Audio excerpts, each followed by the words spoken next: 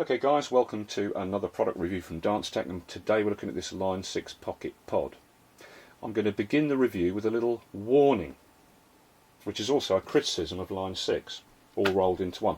I've watched a few reviews of this on YouTube, I've read some magazine reviews on the internet, and what I'm going to say, this little warning I'm going to give, nobody's mentioned. But I think it's very, very important. Pardon me. So I'm going to issue this warning first, because that way you're guaranteed to see it. If I put it in at the summing up at the end, a lot of people don't watch the summing up, but they're going to miss it. And the thing is, if you don't hear this warning I'm going to give, there's a very high chance you'll get this Pocket Pod home, or it'll arrive by mail order, and you will be in a world of hurt, and you won't be able to use it properly, if at all. Okay, so let's get on with that first, then we'll get on to the review.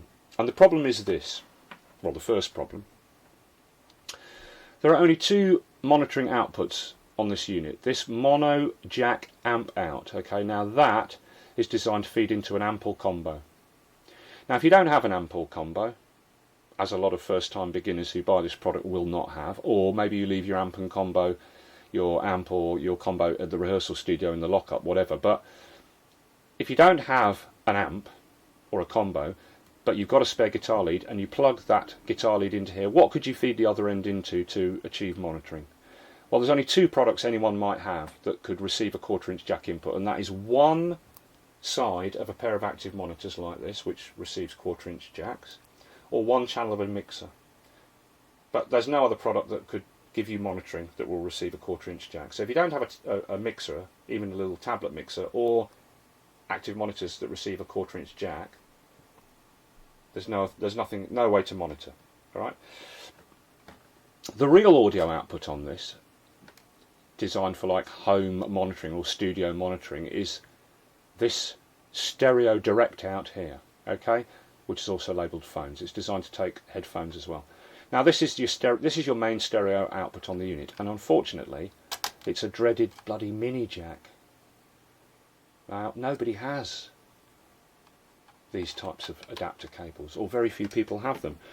The only time you might look, for example, to plug this stereo output, which is the main stereo output of this unit, into your monitoring system, you need an audio adapter lead like this, which has got a stereo mini jack on one end, and on the other end either a pair of RCA phonos or a pair of 1/4 inch jacks. If it's got a pair of RCA phonos on the other end, it can plug into a spare pair of inputs left and right on a hi-fi amp. It can plug into a pair of active monitors, or it can plug into a tablet mixer. If it's got a pair of 1/4 inch jacks on the end, it can plug into a pair of active monitors that receive 1/4 inch jacks, or it can plug into two channels of a mixer. Okay, and therefore you get the full Line-6 experience, which is monitoring the product in stereo through speakers.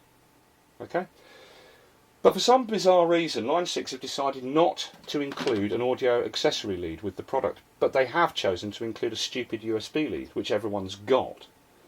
Now, if you're one of the few people in the Western world who does not have a USB lead like this, it still doesn't really matter that much, because you don't need this lead to open and begin to play and enjoy your Line-6. But what you do critically need is an audio adapter lead like this. So, you know, you're only going to need this when you want to wire it up to your computer and mess with the editor librarian, which incidentally Line-6 don't include in the package on a CD. It's quite bizarre, and I'm criticising Line-6 because they've obviously either not thought this out at all, or they have thought it out and decided just simply not to include this lead. It's just ridiculous.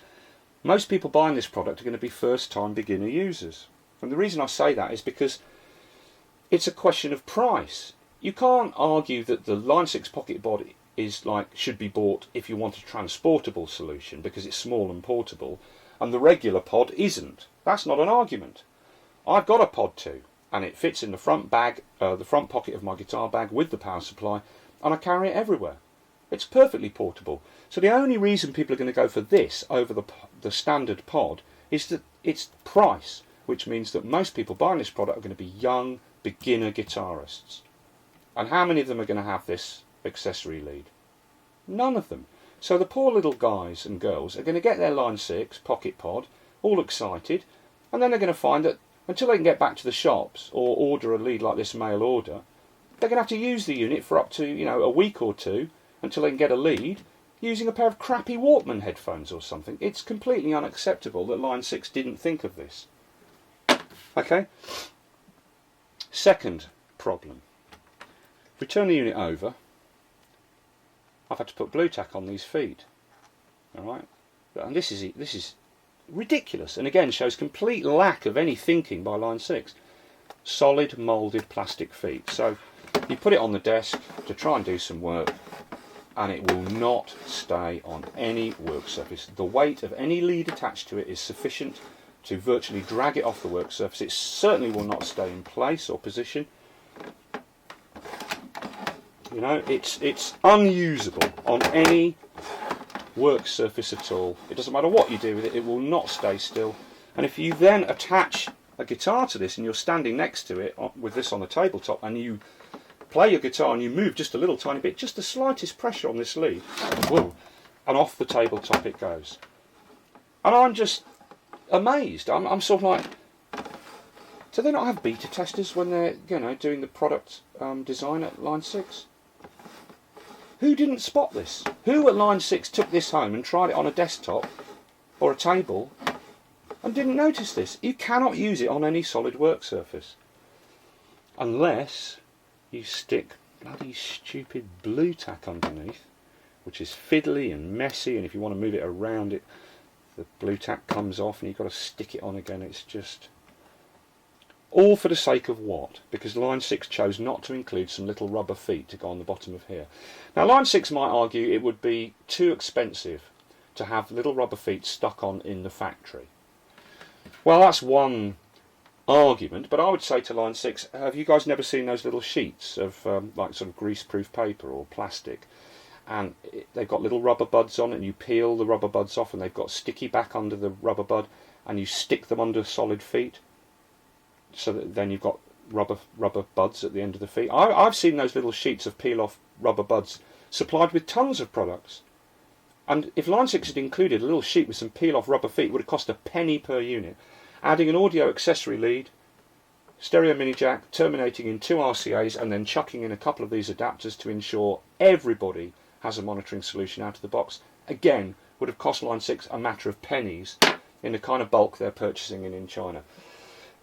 So a big fat 0 out of 10 to Line-6 for not spotting these things. The bottom line and the warning is that if you buy this product, you must order the audio lead accessory when you buy this product.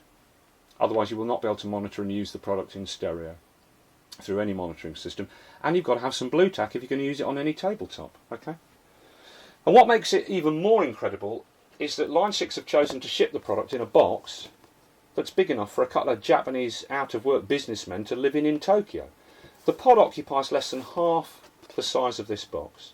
So that means that Line-6 could have got the pocket pod into a box half this size, including the USB lead and the manual and the warranty card, which is all you get, plus 4 batteries in the box. It all would have fitted in a box half this size. So therefore, Line-6 could have used a half-size box and therefore doubled the amount of units that they're shipping per crate. But they've chosen to go with this enormous box. I mean, I almost fainted when I opened this huge box and this thing came out. Now they've taken that decision obviously because the box looks better in stores next to the competitors' products on the shelf, and when the customer feels the box, it feels like they're getting more for their money. So they've taken the decision to double their shipping and logistics costs for the sake of product promotion, and then chosen to penny pinch by not including these accessories like little rubber feet for a penny and an audio accessory lead plus a couple of adapters for a matter of a few cents. So there you go, Line-6, you need to raise your game, okay? Because you're going to be lumbering a lot of beginner end users in a situation where they have no lead and they can't use the product until the next time they can get back to the shops, which for some people can be over a week. And imagine how that's going to disappoint the young beginner who buys your product, Anyway, that's the criticism. Warning, buy the audio lead when you buy the pod, and you need some blue tack to use it on a table. So let's now get on with the product review, which, as you'll see, is all good. It's actually quite an amazing little product for the money, assuming it lasts for some time and doesn't just break, okay? Because it's all made of plastic. But you get a hell of a bang for the buck with this product, okay? So I'll see you in a sec for the review proper.